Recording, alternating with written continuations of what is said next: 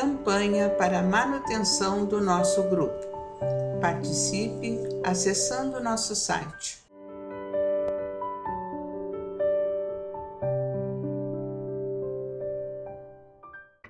Olá, meus amigos, estamos aqui mais uma vez para dar prosseguimento no nosso livro Os Mensageiros, pela psicografia do nosso querido Francisco Cândido Xavier, pelo espírito de André Luiz, né?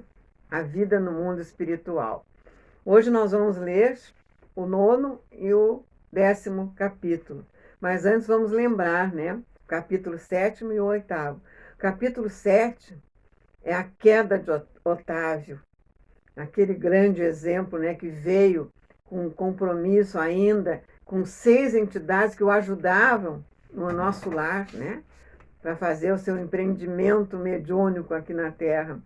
Reencarna com compromissos, né, muito grandes com a sua mediunidade e acaba deixando de acolher os 6 órfãos, que eram os mesmos que tinham dado toda a força para ele, né, em nosso lar. E a responsabilidade ele descartou, inclusive não era para ter casado, e acabou contraindo matrimônio, tendo até um filho, né? Vejam só como com a nossa rebeldia a gente acaba trocando, mudando todo o curso dos nossos deveres, dos nossos compromissos, inclusive espirituais, né? A queda de Otávio é um grande exemplo. E o capítulo 8 é o outro, né? O desastre de Acelino foi outro que veio com uma mediunidade maravilhosa, né?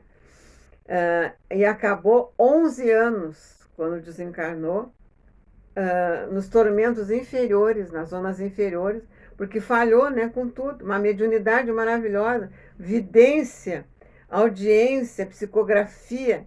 E aí o que aconteceu? Ele se envaideceu e se achou no direito de vender a sua mediunidade, né? Ganhou dinheiro, né? Fez um consultório onde ele tinha várias pessoas, e ao desencarnar aconteceu todo aquele drama, né? Aquelas próprias entidades que ajudavam ele a ganhar dinheiro acompanharam ele, exigindo mais trabalho, né? Então vamos lá, aquilo que a gente, né, ganha através da mediunidade não é o que a gente ganha de graça recebemos, né? Por que nós vamos vender a nossa mediunidade? Se a gente sabe que quando trabalha direitinho, nada nos falta, né? A gente é tão amparado pela providência divina, né, meus amados? E aqui esse exemplo assim da vaidade, né? Da ambição se juntaram e uma encarnação praticamente perdida, uma reencarnação perdida, né? Mas vamos lá. Vamos agora entrar no capítulo 9, ouvindo impressões. Deixando a Celina em conversação mais íntima com Otávio, fui levado por Vicente a outro ângulo da sala. Muitos grupos se mantinham em palestras interessantes e educativas, observando eu que quase todos comentavam as derrotas sofridas na terra. Fiz quanto pude, exclamava uma velhinha simpática para 2 companheiras que a escutavam atentamente. No entanto, os laços de família são muito fortes. Algo se fazia ouvir, com voz muito alta em meu espírito, compelindo-me ao desempenho da tarefa. Mas, e o marido? Amâncio nunca se conformou. Se os enfermos me procuravam no receituário comum, agravava-se-lhe a neurastenia. Se os companheiros de doutrina me convidavam aos estudos evangélicos, revoltava-se ciumento. Que pensam vocês? Chegava a mobilizar minhas filhas contra mim. Como seria possível, em tais circunstâncias, atender às obrigações mediúnicas? Todavia, ponderou uma das senhoras que parecia mais segura de si, sempre temos recursos e pretextos para fugir às culpas. Encarecemos nossos problemas com realismo.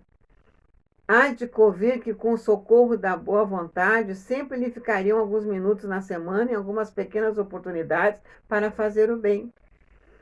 Talvez pudesse conquistar o entendimento do esposo e a colaboração afetuosa das filhas, se trabalhasse em silêncio, mostrando sincera disposição para o sacrifício. Nossos atos, Mariana, são muito mais contagiosas que nossas palavras. Sim, respondeu a interlocutora, emitindo voz diferente. Concordo com a observação. Em verdade, nunca pude sofrer a incompreensão dos meus sem reclamar. Olha, ela ainda está lúcida, porque vivia reclamando, né? Para trabalharmos com eficiência, tornou a companheira sensata, é preciso saber calar antes de tudo. Teríamos atendido perfeitamente aos nossos deveres se tivéssemos usado todas as receitas de obediência e otimismo que fornecemos aos outros. Aconselhar é sempre útil, mas aconselhar excessivamente pode traduzir esquecimento de nossas obrigações. Assim digo, porque meu caso, a bem dizer, é muito semelhante ao seu. Fomos ao circo carnal para construir com Jesus, mas caímos na tolice de acreditar que andávamos pela terra para discutir nossos caprichos. Não escutei minha tarefa mediúnica em virtude da irritação que me dominou, dada a indiferença dos meus familiares pelos serviços espirituais. Nossos instrutores aqui muito me recomendavam, antes, para que bem ensinar é necessário. Exemplificar melhor. Olha só, a verdade, né? Enquanto por minha desventura, tudo esqueci no trabalho temporário da terra. Se meu marido fazia ponderações, eu criava refutações. Não suportava qualquer parecer contrário ao meu ponto de vista. Em matéria de crença, incapaz de perceber a vaidade e a tolice dos meus gestos. Das irreflexões nasceu minha perda última, na qual agravei de muito as responsabilidades. Quase mensalmente, Joaquim e eu nos empenhávamos em discussões e não trocávamos apenas os insultos contundentes, mas também os fluidos venenosos segregados por nossa mente rebelde e enfermiça. Entre os conflitos e suas consequências, passei o tempo inutilizada para qualquer trabalho de elevação espiritual. Nesse instante, chamou-me Vicente para apresentar um amigo. Ao nosso lado, outro grupo de senhoras conversava animadamente. Afinal, Ernestina, indagava uma delas, a mais jovem, qual foi a causa do seu desastre? Apenas o medo, minha amiga. Explicou-se a interpelada. Tive medo de tudo e de todos, foi o meu grande mal. Olha só, o medo, o que o medo faz, né? Mas como tudo isso me impressiona, você foi muitíssimo preparada. Recordo-me ainda das nossas lições em conjunto. As instrutoras do esclarecimento confiavam extraordinariamente no seu concurso. Seu aproveitamento era um padrão para nós outras. Sim, minha querida Benita, suas reminiscências fazem-me sentir com mais clareza a extensão da minha bancarrota pessoal. Entretanto, não devo fugir à realidade. Fui culpada de tudo. Preparei-me o bastante para resgatar antigos débitos e efetuar edificações novas. Contudo, não vigiei como se impunha. O chamamento ao serviço ressonou no tempo próprio, orientando meu raciocínio a melhores esclarecimentos.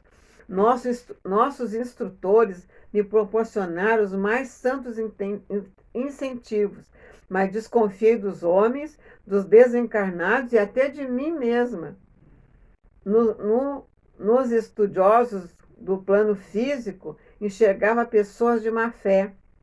Nos irmãos invisíveis, presumi encontrar aqueles galofeiros fantasiados de orientadores, e em mim mesma receava as tendências nocivas.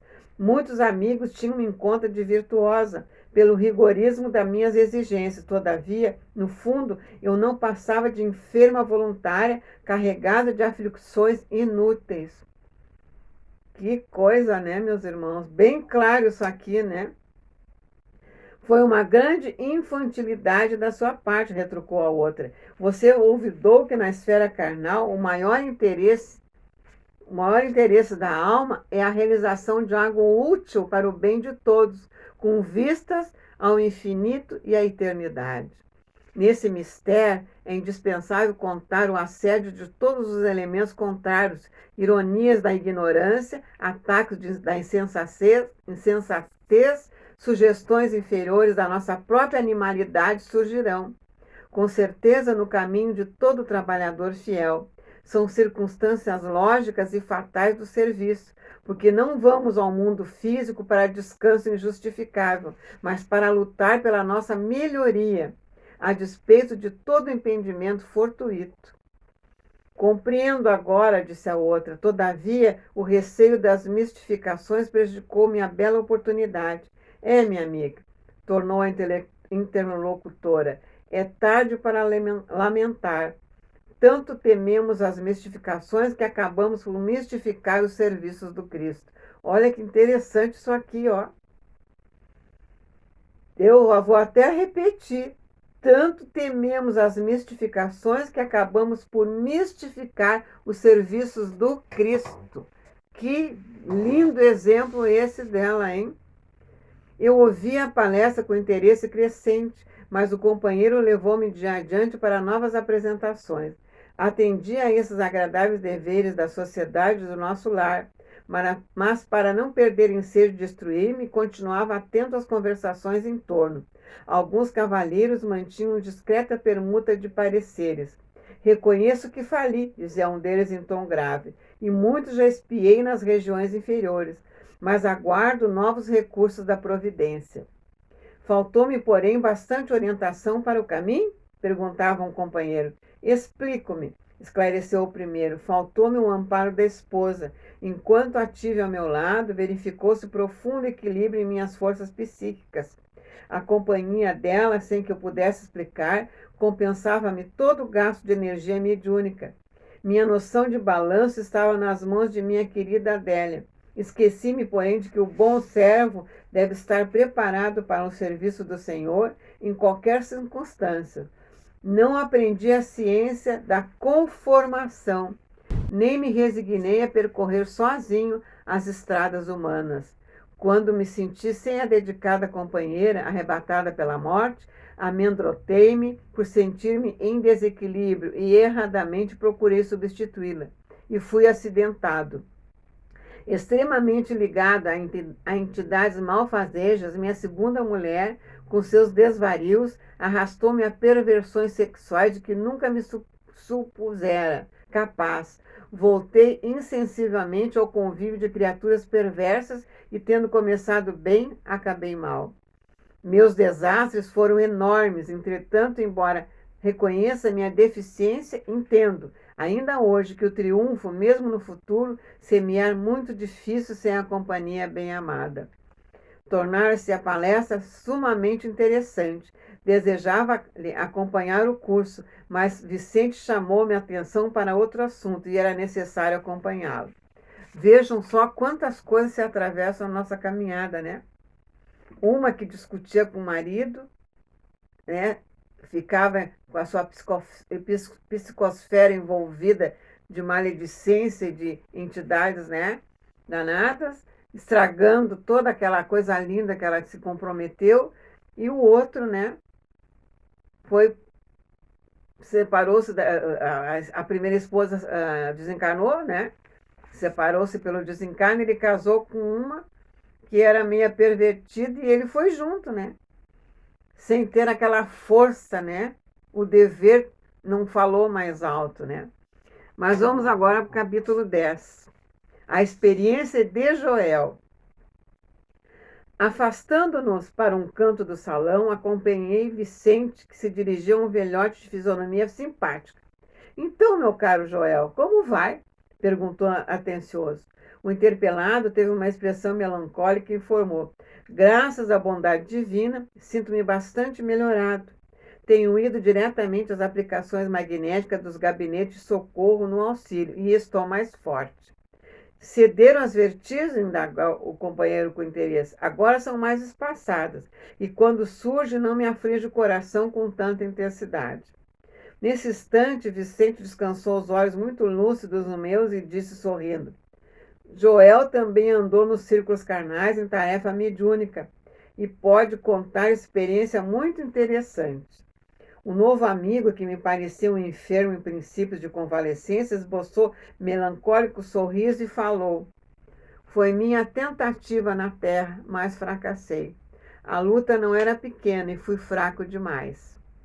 O que mais me impressiona no caso dele, porém, interpôs Vicente, em tom fraterno, é a moléstia que o acompanhou até aqui e persiste ainda agora. Joel atravessou as regiões inferiores com dificuldades extremas, após demorar-se por lá muito tempo, voltando ao Ministério do Auxílio, perseguido de alucinações estranhas relativamente ao pretérito.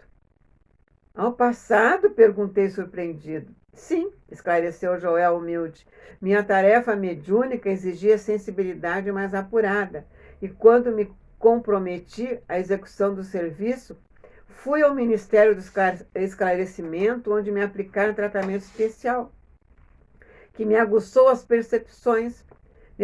Necessitava condições sutis para o desempenho dos futuros deveres. Assistentes amigos desdobravam-se em obséquio por me favorecer e parti para a terra com todos os requisitos indispensáveis ao êxito das minhas obrigações. Infelizmente, porém, sempre o porém, né? Vamos lá, vamos continuar a leitura. Mas por que indaguei? Perdeu as realizações? Então, só em virtude da sensibilidade adquirida? Joel sorriu e obtemperou. Não perdi pela sensibilidade, perdi pelo seu mau uso. Que diz? Tornei admirado. O meu amigo compreenderá sem dificuldades. Imagine que com um cabedal dessa natureza, em vez de auxiliar os outros, perdi-me a mim mesmo. É que, segundo concluo agora, Deus concede a sensibilidade apurada como espécie de lente poderosa, que o proprietário deve usar para definir roteiros, fixar perigos e vantagens do caminho, localizar obstáculos comuns, ajudando o próximo e a si mesmo. Procedi, porém, ao inverso. Não utilizei a lente maravilhosa do mistério justo, deixando-me empolgar pela curiosidade doentia. Apliquei-a tão somente para dilatar minhas sensações no quadro dos meus trabalhos mediúnicos. Estava a recordação de existências pregressas, como expressão indispensável ao serviço de esclarecimento coletivo e benefício aos semelhantes, que me fora concedido realizar, mas existe uma ciência de recordar que não respeitei como devia. Interrompendo um instante a narrativa, aguçava-me o desejo de conhecer-lhe a experiência pessoal até o fim. Em seguida, continuou no mesmo diapasão. Ao primeiro chamado da esfera superior, acorri apressado. Sentia intuitivamente a vivida lembrança de minhas promessas em nosso lar. Tinha o coração repleto de propósitos sagrados. Trabalharia, espalharia muito longe a vibração das verdades eternas. Contudo, nos primeiros contatos com o serviço, a hesitação psíquica fez rodar o mecanismo de minhas recordações adormecidas como o disco sob a agulha da vitrola. E lembrei toda a minha penúltima existência, quando envergara a batina sob o nome de Monsenhor Alejandre Pizarro, nos últimos períodos da Inquisição espanhola. Foi então que abusei da lente sagrada a que me referi. A volúpia das grandes sensações, que pode ser tão prejudicial como o uso do álcool, que embriaga o sentido, fez-me olvidar os deveres mais santos. Bafejaram-se claridades espirituais de elevada expressão.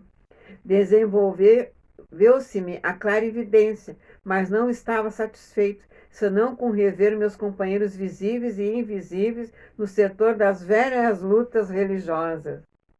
Impunha a mim mesmo a obrigação de localizar cada um deles no tempo, fazendo questão de reconstituir-lhe as fichas biográficas, sem cuidar do verdadeiro aproveitamento no campo do trabalho construtivo.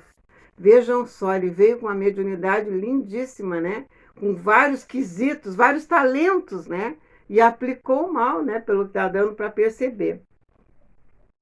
A audição psíquica tornou-se-me muito clara. Entretanto, não queria ouvir os benfeitores espirituais sobre tarefas proveitosas, e sim interpelá-los ousadamente no capítulo da minha satisfação egoística. Despendi um tempo enorme dentro do qual fugia aos companheiros que me vinham pedir atividades a bem do próximo, engolfado em pesquisas referentes à Espanha do meu tempo. Exigia notícia de bispos, de autoridades políticas da época, de padres amigos que haviam errado tanto quanto eu mesmo. Vejam só onde é que ele foi, né? Mexer no passado, inclusive dos outros, né? Mas que coisa interessante esse exemplo do Joel, né? Vamos continuar. Não faltaram generosas advertências. Frequentemente, os colegas do nosso grupo espiritista chamavam minha atenção para os problemas sérios de nossa casa. Eram sofredores que nos batiam à porta, situações que reclamavam testemunho cristão. Tínhamos um abrigo de órfãos em projeto, um ambulatório que começava a nascer. Que coisa linda, né? Quantas tarefas! E, sobretudo, serviços semanais de instrução evangélica, nas noites de terças e sextas-feiras. Mas qual eu não queria saber senão das minhas descobertas pessoais. Esqueci que o Senhor me permitia aquelas reminiscências não por satisfazer minha vaidade, mas para que entendesse a extensão dos meus débitos para com os necessitados do mundo e me entregasse à obra do esclarecimento e conforto aos feridos da sorte. Contrariamente à expectativa dos abnegados amigos que me auxiliaram na obtenção da oportunidade sublime, não me movi no concurso fraterno e desinteressei-me da doutrina consoladora, que hoje revive o Evangelho de Jesus entre os homens. Somente procurei a rigor o que me encontravam afins comigo, desde o pretérito. Nesse propósito, descobri com evidentes sinais de identidade personalidades outrora eminentes em relação comigo.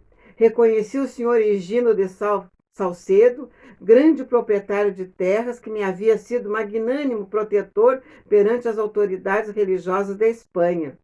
Reencarnado como um proletário inteligente e honesto, mas em grande experiência de sacrifício individual.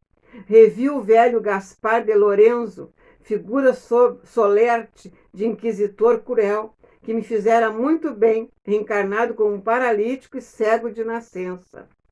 E desse modo, meu amigo, passei a existência de surpresa em surpresa, de sensação em sensação. Eu que me renascera recordando para edificar alguma coisa de útil, transformei a lembrança em viciação de personalidade. Perdi a oportunidade bendita de redenção e o pior é o estado de alucinação em que vivo. Com o meu erro, a mente desequilibrou-se e as perturbações psíquicas constituem doloroso martírio. Estou sendo submetido a tratamento magnético de longo tempo. Nesse momento, porém, o interlocutor empalideceu de súbito, os olhos desmesuradamente abertos vagavam-me como se fixasse quadros impressionantes, muito longe da nossa perspectiva. Depois cambalhou, mas Vicente o amparou de pronto e, passando-lhe a destra na fronte, murmurava em voz firme: Joel, Joel, não se entregue às impressões do passado. Volte ao presente de Deus. Profundamente admirado, notei que o convalescente regressava à expressão normal, esfregando os olhos. E assim encerramos, né, meus queridos, esse capítulo 10º, né, o 9º e o 10º capítulo nessa leitura, mas esse 10º com essa característica.